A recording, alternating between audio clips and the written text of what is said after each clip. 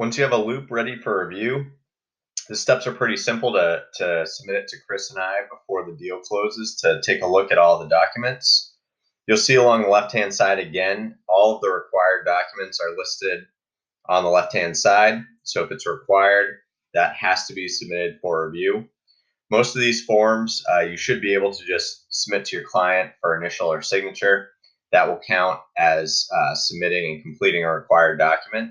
Occasionally, items like the contract to purchase, which you will see here, that might be executed outside of dotloop. Sometimes it will be signed wet ink.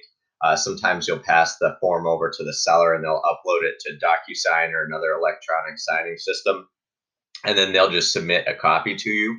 So you won't technically be able to complete the required step within the loop. However, once you have a actual completed document, that will be just fine. So once everything is complete, you'll see under the buying documents all the necessary documents.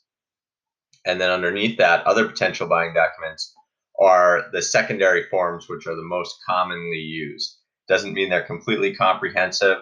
You'll have to ask Chris or I or the listing agent if another form is needed. But things such as extension of time, if you're extending deadline for the P&S, inspection, any of the contingencies, you need to execute that in writing. Any of your dual agency documents, and then mutual instructions to release funds from escrow if your client needs to get their deposit back for one reason or another, most likely because they exercised a contingency within their contract. So these are not necessary forms, but if you have a deal where they are required, those need to be submitted as well. So once all of your forms are in the loop, marked appropriately, so if there's 3 versions of the P&S, make sure you archive the old versions or the draft versions and then mark the new P&S final. And then you'll go up to the top right here and you'll click submit for review. In this case, it's going to prompt us with needing to fill out the fields of the deal because this is just a brand new loop.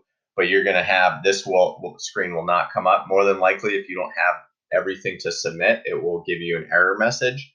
If this is the case and you've double checked that all of your documents are ready for review, then you can just email Chris and I, let us know that the loop is ready for review, and we can go in and check it.